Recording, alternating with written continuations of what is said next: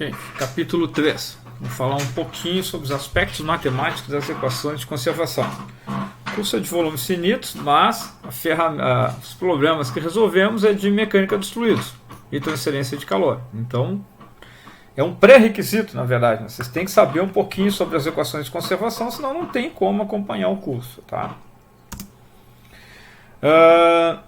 Então, essa frase eu acho que tirei do livro Maliska, né? O conjunto de equações a ser resolvido deve representar adequadamente o problema físico e poder ser resolvido em tempos de processamento não proibitivos. Tem dois tópicos importantes aí, né? Representar adequadamente o problema físico. Você tem que ter certeza que aquele modelo que você escolheu incorpora tudo que você quer estudar.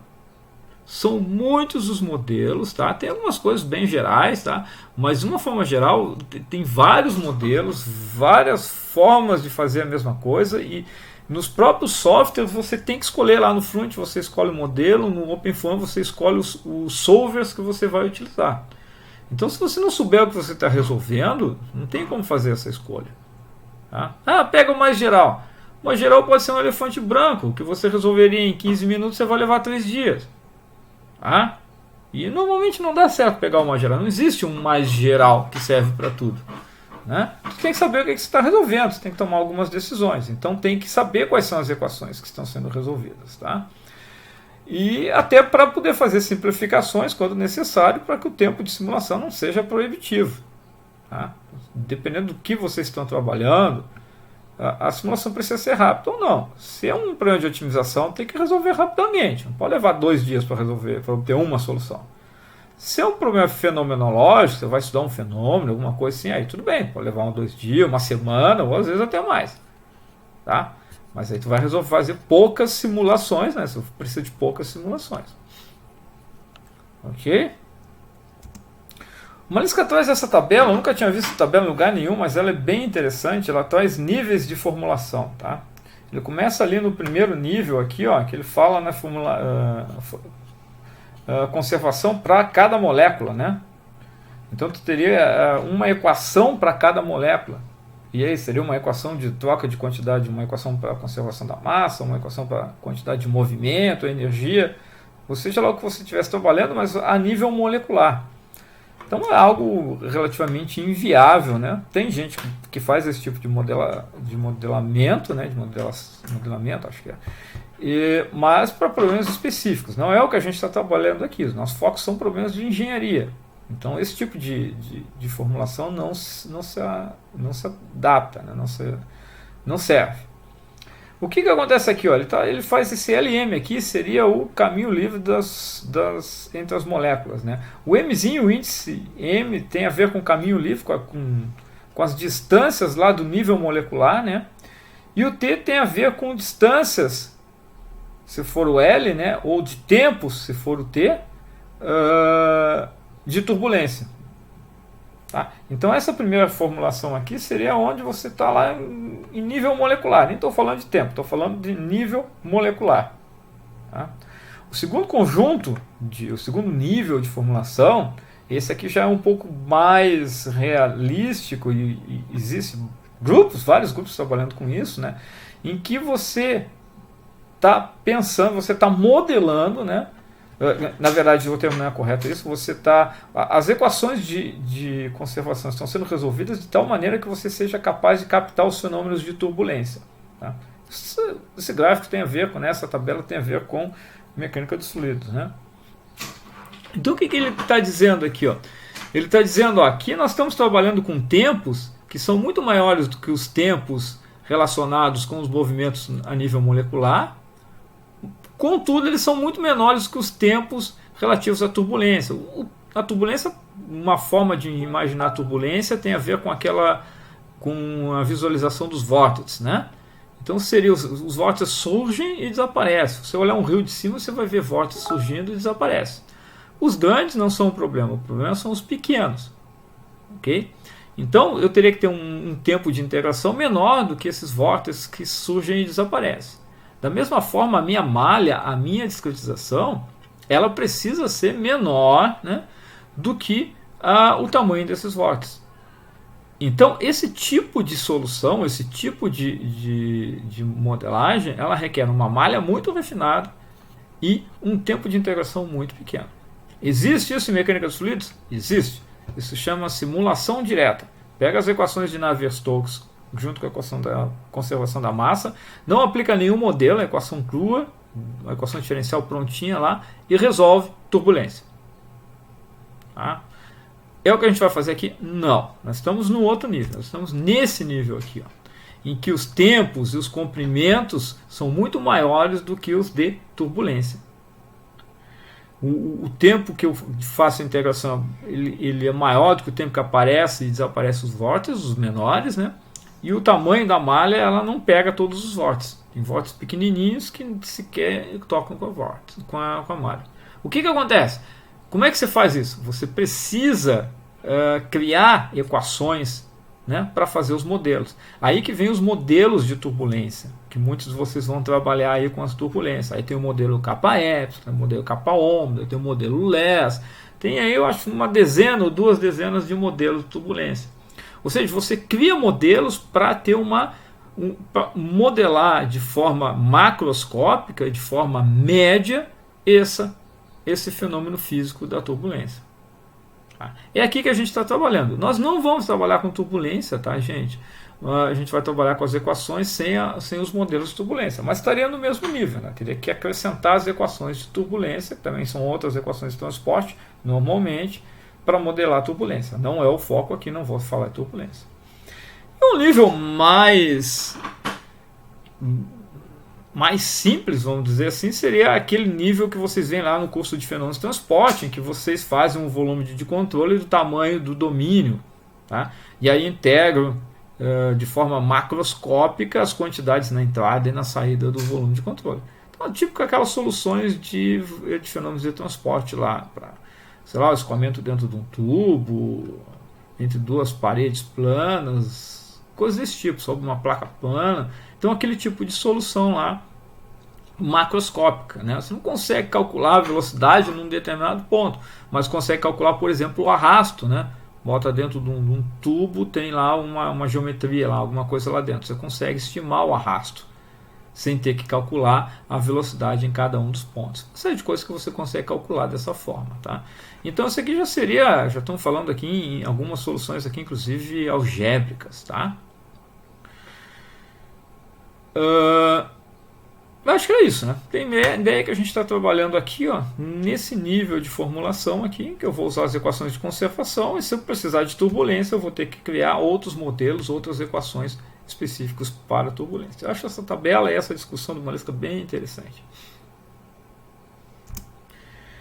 Bom, equações de conservação. É uma pitada, tá, gente? Esse vídeo vai ter aí meia hora, tá? A gente não aprende conservação das equações em meia hora, mas não é também esse o foco. Como eu disse no início do vídeo, supostamente as equações vocês já conhecem isso. As equações de transporte, o fenômeno que vai ser estudado, isso é algo que vocês estão fazendo estão fazendo volumes finitos porque estão trabalhando com mecânica dos fluidos. Então vocês têm que saber as equações. Tá? Então, o que eu vou dar aqui é uma pincelada. Eu não vou apresentar a dedução, não dá tempo, né? E já vou apresentar as equações que eu vou usar. Inclusive no livro lá elas estão um pouco mais completas do que aqui. Eu vou usar as equações que eu estou apresentando aqui, eu já estou assumindo que o escoamento é incompressível e que as propriedades físicas são todas constantes. E são simplificações. Quando a gente faz a dedução, né, das equações, a gente normalmente não inclui a gente não parte já de início com essas simplificações, a gente faz depois que já tem as equações. Tá? Então vamos lá. Primeiro, conservação da massa. É uma das mais importantes para nós. Eu sempre vou trabalhar com a forma vetorial, tá? Que é o divergente de ρv igual a zero, e também com a forma escalar. Ou seja, eu estou abrindo essa equação aqui, esse divergente aqui, na forma de um escalar. Ela é uma única equação, tá? O divergente de um campo vetorial é é um escalar, né? Então notem que isso aqui é um escalar, isso aqui é uma quantidade. O escoamento é incompressível, ok? Eu poderia jogar o ρ para fora aqui, o ρ não precisaria estar aqui dentro, pelo escoamento ser incompressível. Mas eu vou manter ele aí dentro do parênteses ali. Isso tem a ver com a característica do volume finitos, né? Eu preciso desse transporte das equações em volumes finitos, transporte do fluxo aí dentro. Tá? Talvez todos não estejam, não saibam, tá? Mas quando o escoamento é incompressível, a equação de conservação da massa assume essa forma tanto para o caso transiente como para o caso em regime permanente. Então, mesmo que seja transiente, não vai aparecer a derivada no tempo aqui. Por quê? Porque a derivada no tempo seria em relação a ρ e em relação a ρ e a derivada de uma constante, né? O escoamento é incompressivo, a derivada da constante é zero. Tá certo? Bom, conservação da massa, tem que saber essa equação. Quantidade de movimento, tá? Cuidado com a tradução do momento. Momento não é momento. A tradução correta é quantidade de movimento, tá? Então vocês vão ver momentum nos livros, ou vão ver density. Density é massa específica, tá? Então cuidado com a tradução. Tem que traduzir direto, tem que saber o que está fazendo, né? Então a quantidade de movimento, na forma vetorial, ela tem essa cara aí, né? Que é uma derivada no volume de controle aqui, né, de ρv, aí tem aquele termo advectivo, que vai aparecer as velocidades multiplicando as velocidades, a parcela de pressão, o tensor de tensões aqui, que eu já simplifiquei ele para o caso incompressível, tá? Deixei o μ aqui dentro, mas poderia ter jogado ele para fora, porque ele é constante, mas mesmo mantendo aquela ideia dos fluxos, né, deixei o μ aqui dentro. E tudo que não está contemplado aqui, eu jogo nesse termo fonte. Aqui seria um termo fonte da quantidade de movimento. Então, outras parcelas que não contemplam nessa forma geral, aí eu posso jogar aqui dentro. Tá? Bom, essa equação agora, como a quantidade de movimento é um vetor, ela vai aparecer em três direções, né? Eu vou ter na forma escalar, eu vou ter uma equação na direção x, vou ter uma equação na direção y, tem um errinho aqui na última derivada, né? E vou ter essa equação na direção... Não, tá certo, tô rateando. Na equação z. Tá, então aquela equação escalar, ela se transforma em três equações vetoriais. Eu costumava fazer isso no quadro. Vocês têm que ter essa equação meio que de cabeça, tá? Então só assistir esse vídeo e achar que vocês entenderam alguma coisa é se enganar redondamente, tá? Então, como eu não estou passando no quadro, vocês precisam escrever essas equações, precisam fazer talvez algum tipo de dedução, acompanhar as deduções nos livros, tá? Quem nunca fez isso, quem nunca viu essas equações, é preciso entender essas equações, tá? Não dá simplesmente para olhar. A gente fazia no quadro e quem copiava, eu tenho certeza que no final da aula o cara já estava sonhando com aquelas equações ali. Então já começava a entender alguma coisa. Aqui os slides eu estou jogando as equações. Você não sequer para pensar nos termos aqui, né? Eu vou falar sobre cada um desses termos, né? Daqui. Então tá, se a quantidade de movimentos são três parcelas aqui, três equações, uma equação para cada direção. A gente costuma dizer que é a equação para U, a equação para V e a equação para W. Ai, droga, com sono. Tá? Que são as velocidades, as componentes do vetor velocidade. E a última equação, a equação da energia, né? Última, mas não menos importante. Na forma vetorial bem simplificada aqui, né? Eu aproveitei para falar da derivada material aqui. Aqui eu já fiz uma simplificação, porque esse C deveria aparecer desse lado aqui, mas como as propriedades são constantes, eu já joguei ele para cá, né? Para dentro do fluxo aqui, né? E aqui o divergente do gradiente de T e mais um termo fonte, tá? Então, para escoamento incompressível, essa equação ainda simplificando os termos viscosos e coisa e tal, né? Dessa forma, tem várias simplificações nessa equação aqui, tá? Mas é a equação que eu vou trabalhar, tá?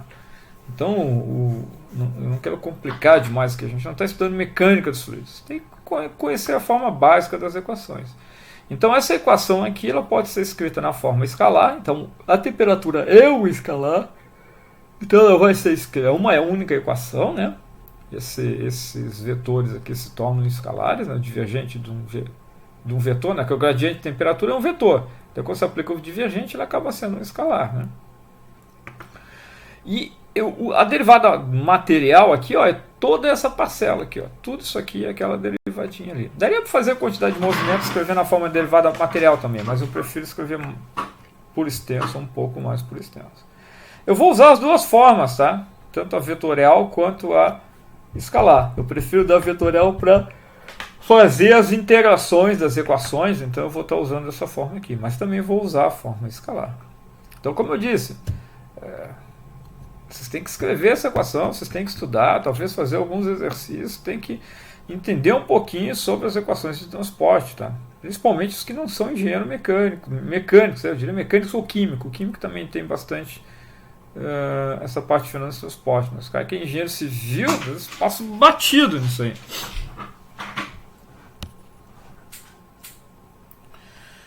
Bom, agora a gente vai juntar todas as equações, ó. Conservação da massa, quantidade de movimento na direção x, quantidade de movimento na direção y, quantidade de movimento na direção z e energia, que é a equação da temperatura, né? Dadas as simplificações, é a equação da temperatura. Eu estou trabalhando em entropia, assim, em temperatura. Então, todas as equações, essas são as equações que a gente vai usar. Tá? Normalmente a gente vai começar trabalhando só com a equação da energia, né? Uma boa parte do curso é só a equação da energia, depois que eu vou apresentar as outras, e eu vou trabalhar muitas vezes no bidimensional, tá? Mas essas são as equações que a gente vai trabalhar. Então anotem aqui, ó, o que acontece, ó? Eu tenho aqui, ó, U, V e W, certo? Então as três variáveis aparecem na equação da massa. Olha a equação da quantidade de movimento em x. Ó, o U aparece naquela posição ali. Ó.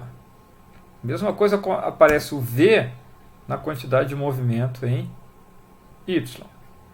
O W na quantidade de movimento em z. E o T na equação de transporte da energia. Notem que os outros termos são iguais, a menos do termo de pressão que aparece aqui na quantidade de movimento, né?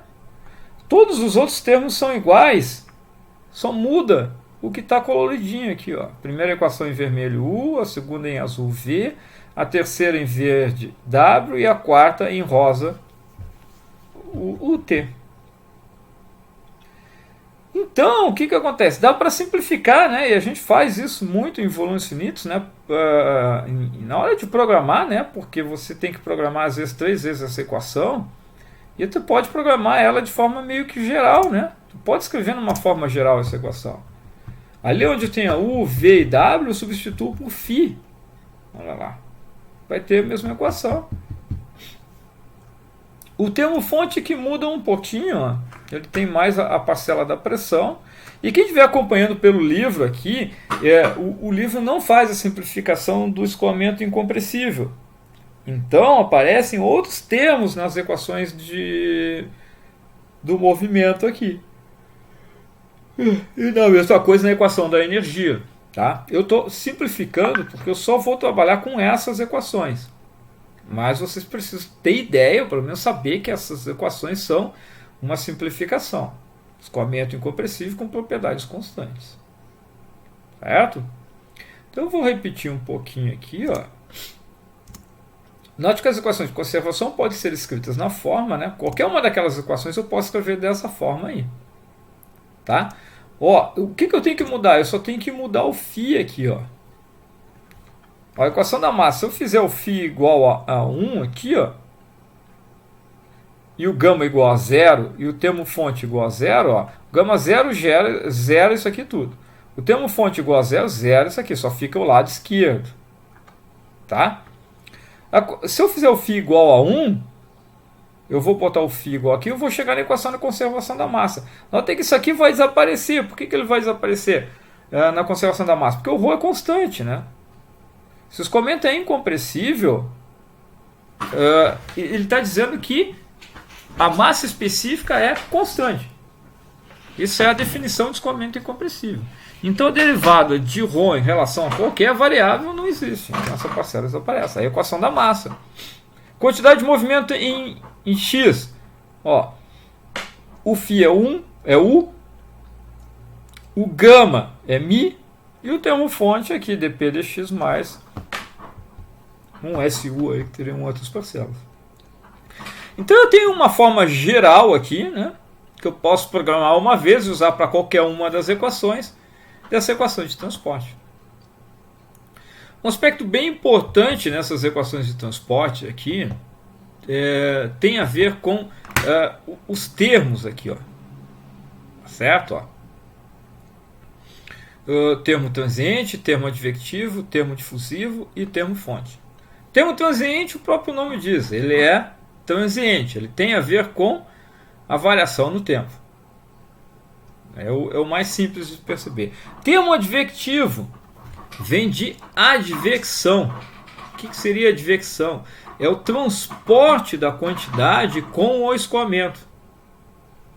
Eu estou transportando a energia, a quantidade de movimento, a massa, ela é transportada com o escoamento. É como largar um barquinho no rio.